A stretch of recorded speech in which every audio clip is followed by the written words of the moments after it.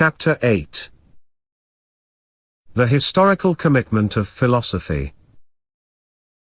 The commitment of analytic philosophy to the mutilated reality of thought and speech shows forth strikingly in its treatment of universals. The problem was mentioned before, as part of the inherent historical and at the same time transcendent, general character of philosophic concepts. It now requires a more detailed discussion. Far from being only an abstract question of epistemology, or a pseudo-concrete question of language and its use, the question of the status of universals is at the very center of philosophic thought. For the treatment of universals reveals the position of a philosophy in the intellectual culture, its historical function. Contemporary analytic philosophy is out to exorcise such myths or metaphysical ghosts as mind, consciousness, will, soul, self, by dissolving the intent of these concepts into statements on particular identifiable operations, performances, powers, dispositions, propensities, skills, etc. The result shows, in a strange way, the impotence of the destruction the ghost continues to haunt. While every interpretation or translation may describe adequately a particular mental process, an act of imagining what I mean when I say I, or what the priest means when he says that Mary is a good girl, not a single one of these reformulations, nor their sum total, seems to capture or even circumscribe the full meaning of such terms as mind, will, self, good. These universals continue to persist in common as well as poetic usage, and either usage distinguishes them from the various modes of behavior or disposition that, according to the analytic philosopher, fulfill their meaning. To be sure, such universals cannot be validated by the assertion that they denote a whole which is more and other than its parts. They apparently do, but this whole requires an analysis of the unmutilated experiential context. If this supralinguistic analysis is rejected, if the ordinary language is taken at face value, that is, if a deceptive universe of general understanding among people is substituted for the prevailing universe of misunderstanding and administered communication, then the incriminated universals are indeed translatable, and their mythological substance can be dissolved into modes of behavior and dispositions. However, this dissolution itself must be questioned, not only on behalf of the philosopher, but on behalf of the ordinary people in whose life and discourse such dissolution takes place. It is not their own doing and their own saying, it happens to them and it violates them as they are compelled, by the circumstances, to identify their mind with the mental processes, their self with the roles and functions which they have to perform in their society. If philosophy does not comprehend these processes of translation and identification as societal processes, i.e., as a mutilation of the mind, and the body, inflicted upon the individuals by their society, philosophy struggles only with the ghost of the substance which it wishes to demystify. The mystifying character adheres, not to the concepts of mind, self, consciousness, etc. but rather to their behavioral translation. The translation is deceptive precisely because it translates the concept faithfully into modes of actual behavior, propensities, and dispositions and, in so doing, it takes the mutilated and organized appearances, themselves real enough, for the reality. However, even in this battle of the ghosts, forces are called up which might bring the phony war to an end. One of the disturbing problems in analytic philosophy is that of statements on universals such as nation, state, the British Constitution, the University of Oxford, England. No particular entities whatsoever correspond to these universals, and still it makes perfect sense, it is even unavoidable, to say that the nation is mobilized, that England declared war, that I studied at the University of Oxford. Any reductive translation of such statements seems to change their meaning. We can say that the university is no particular entity over and above its various colleges, libraries, etc., but is just the way in which the latter are organized, and we can apply the same explanation, modified, to the other statements. However, the way in which such things and people are organized, integrated, and administered operates as an entity different from its component parts, to such an extent that it can dispose of life and death, as in the case of the nation and the Constitution. The persons who execute the verdict, if they are identifiable at all, do so not as these individuals but as representatives of the nation, the corporation, the university. The U.S. Congress, assembled in session, the Central Committee, the party, the Board of Directors and Managers, the President, the trustees, and the faculty, meeting and deciding on policy are tangible and effective entities over and above the component individuals. They are tangible in the records, in the results of their laws, in the nuclear weapons they order and produce, in the appointments, salaries, and requirements they establish. Meeting in assembly, the individuals are the spokesmen, often unaware, of institutions, influences, interests embodied in organizations. In their decision, vote, pressure, propaganda, itself the outcome of competing institutions and interests, the nation, the party, the corporation, the university is set in motion, preserved, and reproduced, as a, relatively, ultimate, universal reality, overriding the particular institutions or peoples subjected to it. This reality has assumed a superimposed, independent existence, therefore statements concerning it mean a real universal and cannot be adequately translated into statements concerning particular entities. And yet, the urge to try such translation, the protest against its impossibility indicates that there is something wrong here. To make good sense, the nation, or the party, ought to be translatable into its constituents and components. The fact that it is not, is a historical fact which gets in the way of linguistic and logical analysis. The disharmony between the individual, and the social needs, and the lack of representative institutions in which the individuals work for themselves and speak for themselves, lead to the reality of such universals as the nation, the party, the constitution, the corporation, the church, a reality which is not identical with any particular identifiable entity, individual, group, or institution. Such universals express various degrees and modes of reification. Their independence, although real, is a spurious one inasmuch as it is that of particular powers which have organized the whole of society. A retranslation which would dissolve the spurious substance of the universal is still a desideratum, but it is a political desideratum. On croit mourir pour la classe, on meurt pour les gens du parti. On croit mourir pour la patrie, on meurt pour les industriels. On croit mourir pour la liberté des personnes, on meurt pour la liberté des dividendes. On croit mourir pour le prolétariat, on meurt pour sa bureaucratie. On croit mourir sur l'ordre d'un état, on meurt pour les gens qui le tiennent. On croit mourir pour une nation, on meurt pour les bandits qui le bâillonnent. On croirait pourquoi croirait-on dans une ombre si épaisse? Croire, mourir. Car il s'agit d'apprendre à vivre. They believe they are dying for the class, they die for the party boys. They believe they are dying for the fatherland, they die for the industrialists. They believe they are dying for the freedom of the person, they die for the freedom of the dividends. They believe they are dying for the proletariat, they die for its bureaucracy. They believe they are dying by orders of a state, they die for the money which holds the state. They believe they are dying for a nation, they die for the bandits that gag it. They believe, but why would one believe in such darkness? Believe, die. When it is a matter of learning to live. This is a genuine translation of hypostatized universals into concreteness, and yet it acknowledges the reality of the universal while calling it by its true name. The hypostatized whole resists analytic dissolution, not because it is a mythical entity behind the particular entities and performances but because it is the concrete, objective ground of their functioning in the given social and historical context.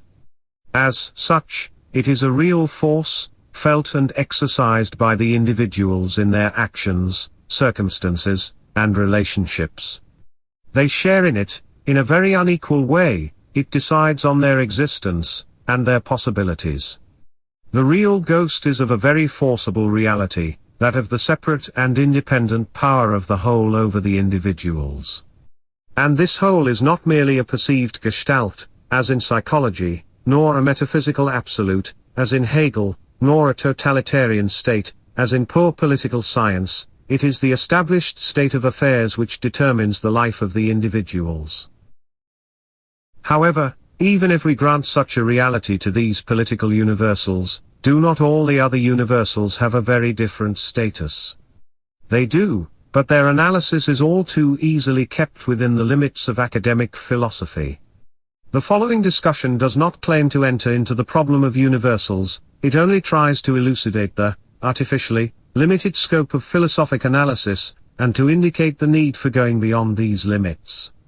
The discussion will again be focused on substantive as distinguished from logico-mathematical universals, set, number, class, etc., and among the former, on the more abstract and controversial concepts which present the real challenge to philosophic thought. The substantive universal not only abstracts from concrete entity, it also denotes a different entity. The mind is more and other than conscious acts and behavior. Its reality might tentatively be described as the manner or mode in which these particular acts are synthesized, integrated by an individual.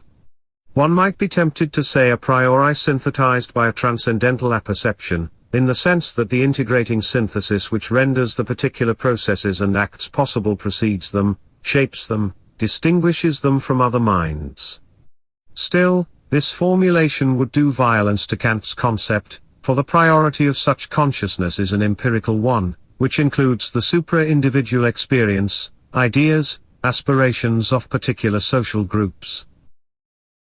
In view of these characteristics, consciousness may well be called a disposition, propensity, or faculty. It is not one individual disposition or faculty among others, however, but in a strict sense a general disposition which is common, in various degrees, to the individual members of one group, class, society. On these grounds, the distinction between true and false consciousness becomes meaningful. The former would synthesize the data of experience in concepts which reflect, as fully and adequately as possible, the given society in the given facts.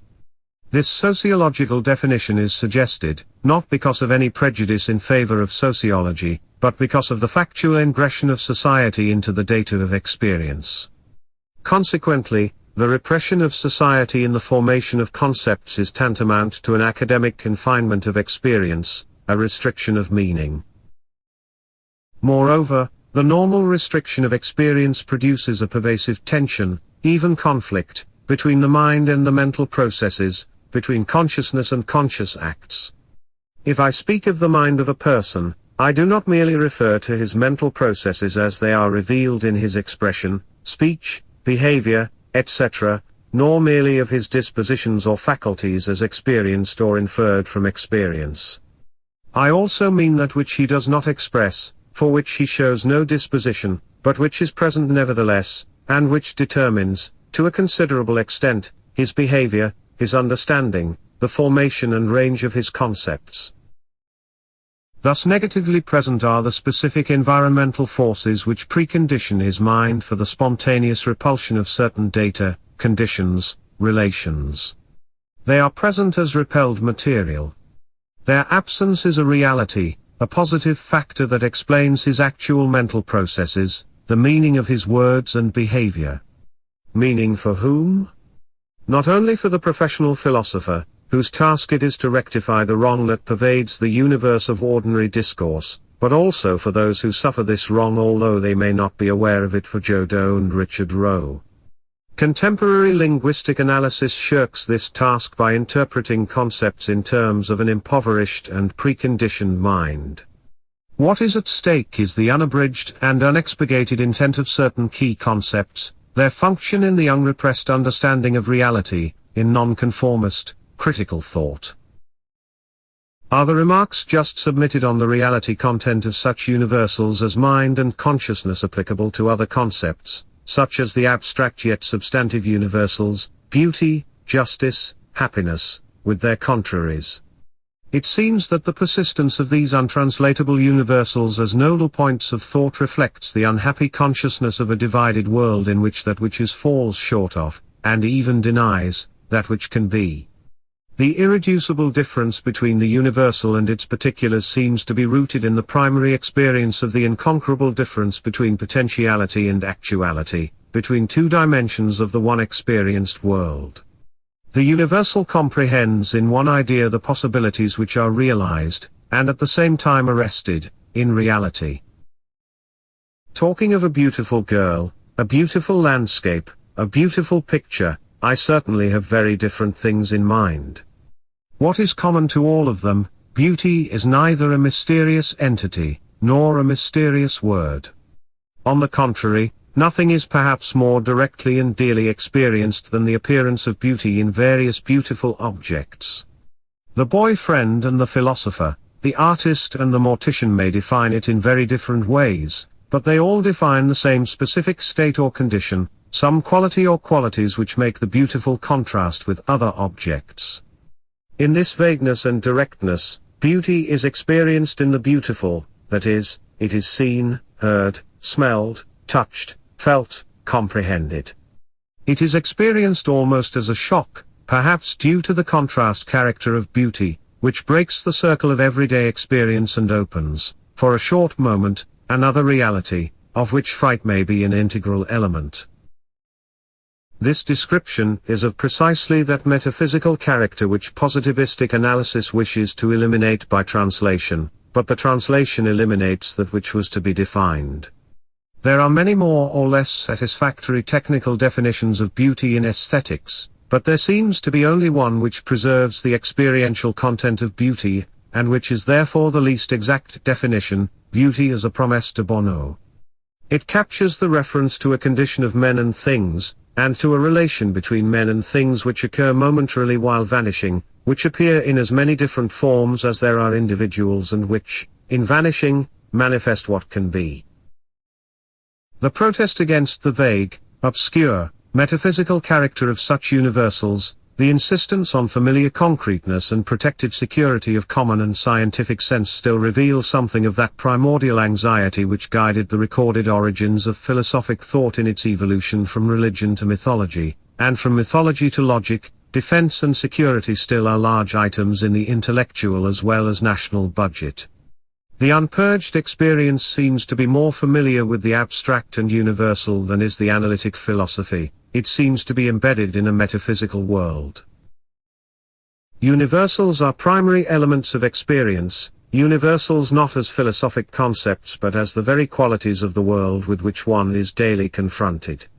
What is experienced is, for example, snow or rain or heat, a street, an office or a boss, love or hatred. Particular things, entities, and events only appear in, and even as, a duster and continuum of relationships, as incidents and parts in a general configuration from which they are inseparable. They cannot appear in any other way without losing their identity. They are particular things and events only against a general background which is more than background, it is the concrete ground on which they arise, exist, and pass. This ground is structured in such universals as color, shape, density, hardness or softness, light or darkness, motion or rest. In this sense, universals seem to designate the stuff of the world. We may perhaps define the stuff of the world as what is designated by words which, when correctly used, occur as subjects of predicates or terms of relations.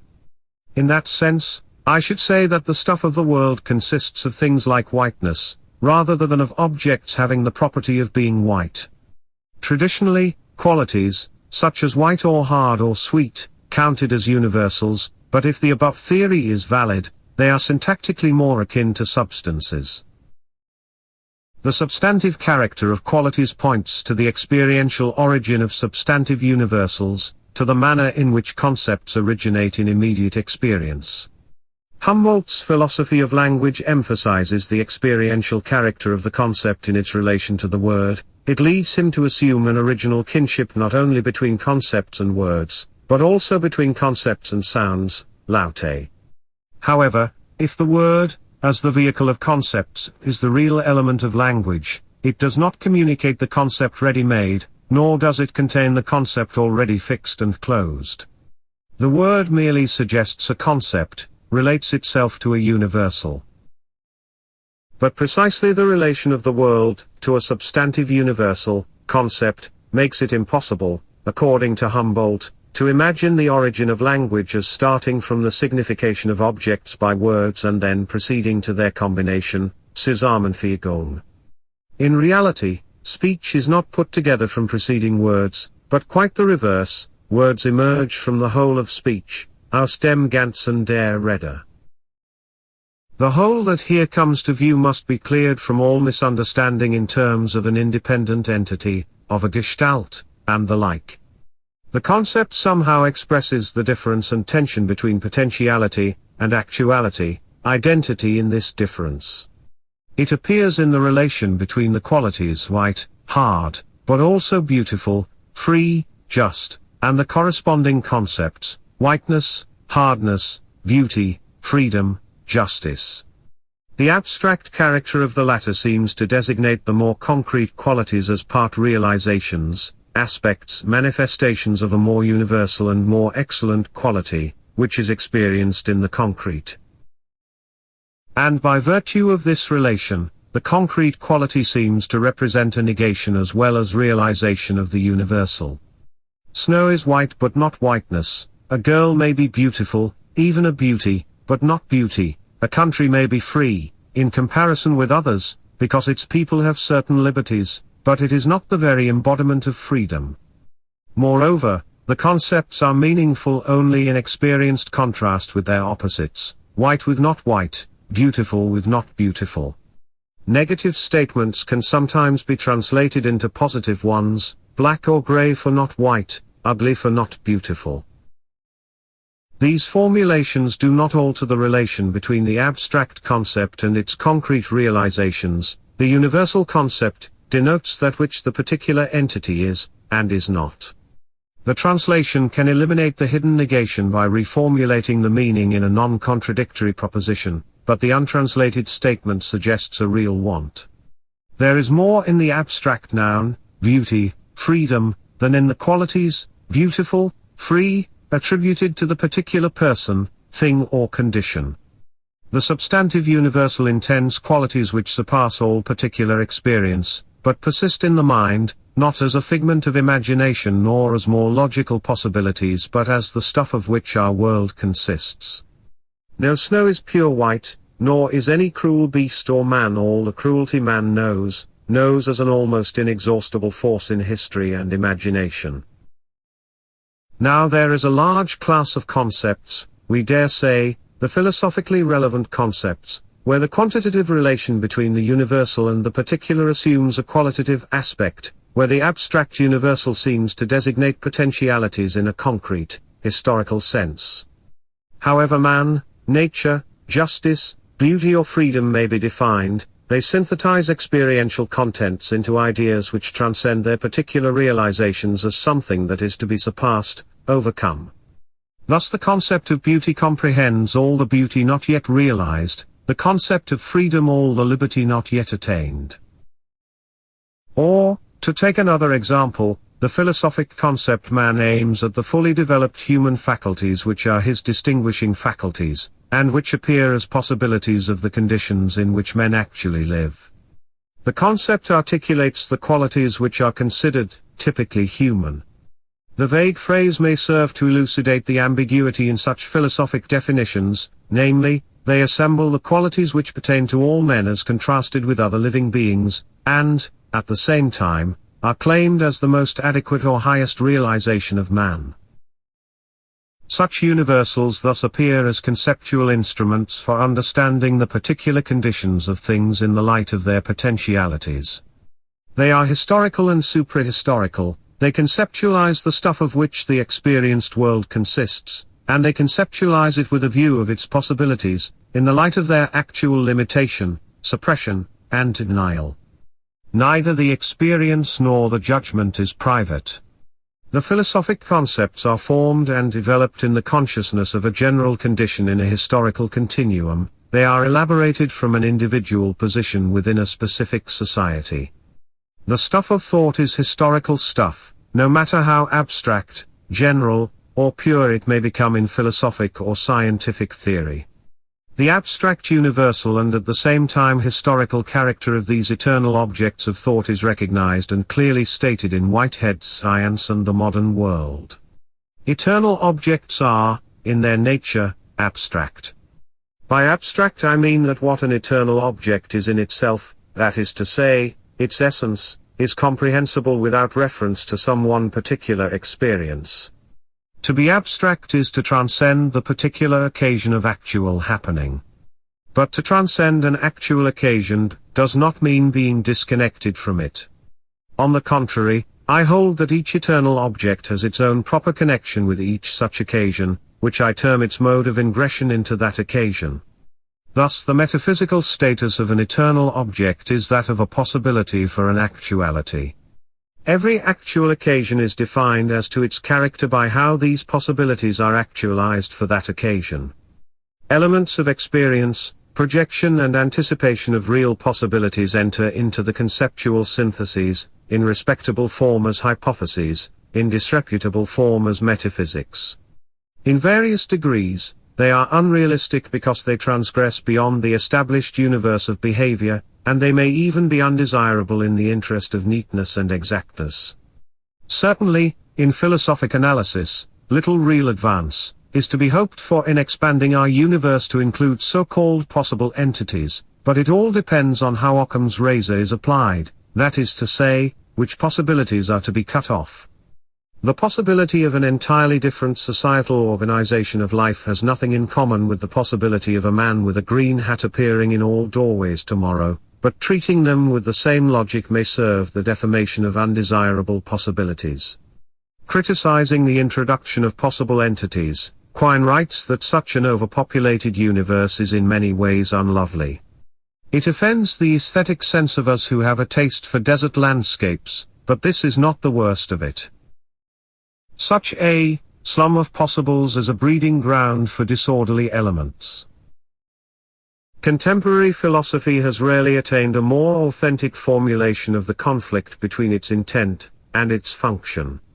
The linguistic syndrome of loveliness, aesthetic sense, and desert landscape evokes the liberating air of Nietzsche's thought, cutting into law and order, while the breeding ground for disorderly elements belongs to the language spoken by the authorities of investigation and information. What appears unlovely and disorderly from the logical point of view, may well comprise the lovely elements of a different order, and may thus be an essential part of the material from which philosophic concepts are built. Neither the most refined aesthetic sense nor the most exact philosophic concept is immune against history. Disorderly elements enter into the purest objects of thought. They too are detached from a societal ground, and the contents, from which they abstract, guide the abstraction. Thus the spectre of historicism is raised. If thought proceeds from historical conditions which continue to operate in the abstraction, is there any objective basis on which distinction can be made between the various possibilities projected by thought, distinction between different and conflicting ways of conceptual transcendence? Moreover, the question cannot be discussed with reference to different philosophic projects only. To the degree to which the philosophical project is ideological, it is part of a historical project, that is, it pertains to a specific stage and level of the societal development, and the critical philosophic concepts refer, no matter how indirectly, to alternative possibilities of this development. The quest for criteria for judging between different philosophic projects thus leads to the quest for criteria for judging between different historical projects and alternatives, between different actual and possible ways of understanding and changing man and nature. I shall submit only a few propositions which suggest that the internal historical character of the philosophic concepts, far from precluding objective validity, defines the ground for their objective validity. In speaking and thinking for himself, the philosopher speaks and thinks from a particular position in his society, and he does so with the material transmitted and utilized by this society. But in doing this, he speaks and thinks into a common universe of facts and possibilities. Through the various individual agents and layers of experience, through the different projects which guide the modes of thought from the business of everyday life to science and philosophy, the interaction between a collective subject and a common world persists and constitutes the objective validity of the universals. It is objective. 1. By virtue of the matter, stuff, opposed to the apprehending and comprehending subject. The formation of concepts remains determined by the structure of matter, not dissoluble into subjectivity, even if the structure is entirely mathematical logical. No concept can be valid which defines its object by properties and functions that do not belong to the object. For example, the individual cannot be defined as capable of becoming identical with another individual, man as capable of remaining eternally young. However, matter confronts the subject in a historical universe, and objectivity appears under an open historical horizon. It is changeable. 2. By virtue of the structure of the specific society in which the development of concepts takes place. This structure is common to all subjects in the respective universe. They exist under the same natural conditions, the same regime of production, the same mode of exploiting the social wealth, the same heritage of the past, the same range of possibilities. All the differences and conflicts between classes, groups, individuals unfold within this common framework. The objects of thought and perception as they appear to the individuals prior to all subjective interpretation have in common certain primary qualities, pertaining to these two layers of reality. 1. To the physical, natural, structure of matter, and, 2. To the form which matter has acquired in the collective historical practice that has made it, matter, into objects for a subject. The two layers or aspects of objectivity, physical and historical, are interrelated in such a way that they cannot be insulated from each other. The historical aspect can never be eliminated so radically that only the absolute physical layer remains. For example, I have tried to show that, in the technological reality, the object world, including the subjects, is experienced as a world of instrumentalities. The technological context predefines the form in which the objects appear. They appear to the scientist a priori as value-free elements or complexes of relations, susceptible to organization in an effective mathematico-logical system, and they appear to common sense as the stuff of work or leisure, production or consumption. The object world is thus the world of a specific historical project, and is never accessible outside the historical project which organizes matter, and the organization of matter is at one and the same time a theoretical and a practical enterprise. I have used the term project so repeatedly because it seems to me to accentuate most dearly the specific character of historical practice. It results from a determinate choice, seizure of one among other ways of comprehending, organizing, and transforming reality. The initial choice defines the range of possibilities open on this way, and precludes alternative possibilities incompatible with it. I shall now propose some criteria for the truth value of different historical projects. These criteria must refer to the manner in which a historical project realizes given possibilities, not formal possibilities but those involving the modes of human existence. Such realization is actually underway in any historical situation. Every established society is such a realization. Moreover, it tends to prejudge the rationality of possible projects, to keep them within its framework. At the same time, every established society is confronted with the actuality or possibility of a qualitatively different historical practice which might destroy the existing institutional framework. The established society has already demonstrated its truth value as historical project. It has succeeded in organizing man's struggle with man and with nature. It reproduces and protects, more or less adequately, the human existence, always with the exception of the existence of those who are the declared outcasts, enemy aliens, and other victims of the system. But against this project in full realization emerge other projects, and among them those which would change the established one in its totality. It is with reference to such a transcendent project, that the criteria for objective historical truth can best be formulated as the criteria of its rationality. 1. the transcendent project must be in accordance with the real possibilities open at the attained level of the material and intellectual culture. 2. The transcendent project, in order to falsify the established totality, must demonstrate its own higher rationality in the threefold sense that a. It offers the prospect of preserving and improving the productive achievements of civilization. b. It defines the established totality in its very structure, basic tendencies, and relations. c. Its realization offers a greater chance for the pacification of existence, within the framework of institutions which offer a greater chance for the free development of human needs and faculties. Obviously, this notion of rationality contains, especially in the last statement, a value judgment, and I reiterate what I stated before. I believe that the very concept of reason originates in this value judgment, and that the concept of truth cannot be divorced from the value of reason. Pacification, free development of human needs and faculties. These concepts can be empirically defined in terms of the available intellectual and material resources and capabilities and their systematic use for attenuating the struggle for existence. This is the objective ground of historical rationality. If the historical continuum itself provides the objective ground for determining the truth of different historical projects, does it also determine their sequence and their limits? Historical truth is comparative, the rationality of the possible depends on that of the actual, the truth of the transcending project on that of the project in realization. Aristotelian science was falsified on the basis of its achievements. If capitalism were falsified by communism, it would be by virtue of its own achievements. Continuity is preserved through rupture. Quantitative development becomes qualitative change if it attains the very structure and established system. The established rationality becomes irrational when, in the course of its internal development, the potentialities of the system have outgrown its institutions.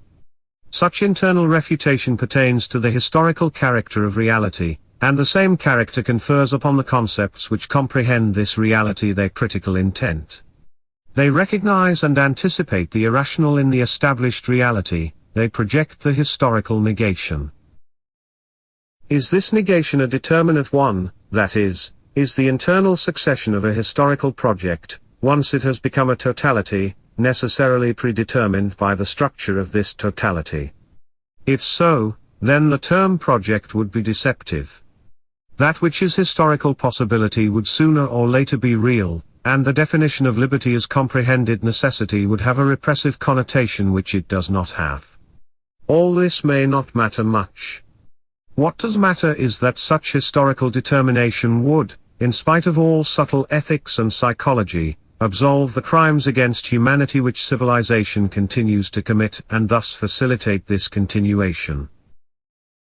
I suggest the phrase determinate choice in order to emphasize the ingression of liberty into historical necessity. The phrase does no more than condense the proposition that men make their own history but make it under given conditions. Determined are, 1. The specific contradictions which develop within a historical system, as manifestations of the conflict between the potential and the actual. 2. The material and intellectual resources available to the respective system. 3. The extent of theoretical and practical freedom compatible with the system. These conditions leave open alternative possibilities of developing and utilizing the available resources, alternative possibilities of making a living, of organizing man's struggle with nature.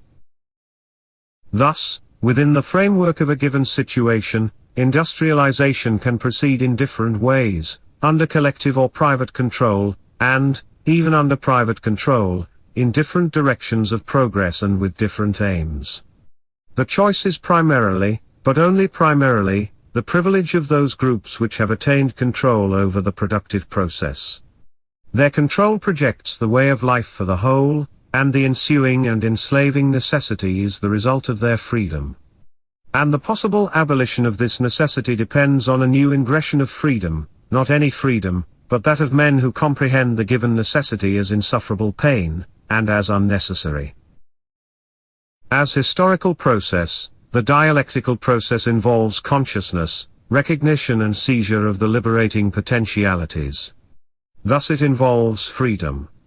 To the degree to which consciousness is determined by the exigencies and interests of the established society, it is unfree. To the degree to which the established society is irrational, the consciousness becomes free for the higher historical rationality only in the struggle against the established society. The truth and the freedom of negative thinking have their ground and reason in this struggle.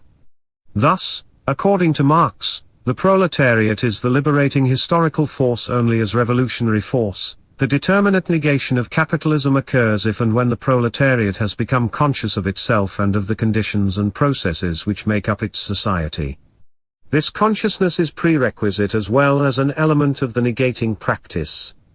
This if is essential to historical progress. It is the element of freedom, and chance, which opens the possibilities of conquering the necessity of the given facts. Without it, history relapses into the darkness of unconquered nature. We have encountered the vicious circle of freedom and liberation before. Here it reappears as the dialectic of the determinate negation. Transcendence beyond the established conditions, of thought and action, presupposes transcendence within these conditions. This negative freedom, i.e., freedom from the oppressive and ideological power of given facts, is the a priori of the historical dialectic. It is the element of choice and decision in and against historical determination. None of the given alternatives is by itself determinate negation unless and until it is consciously seized in order to break the power of intolerable conditions and attain the more rational, more logical conditions rendered possible by the prevailing ones. In any case, the rationality and logic invoked in the movement of thought and action, is that of the given conditions to be transcended. The negation proceeds on empirical grounds. It is a historical project within and beyond an already going project, and its truth is a chance to be determined on these grounds. However, the truth of a historical project is not validated ex post through success, that is to say, by the fact that it is accepted and realized by the society.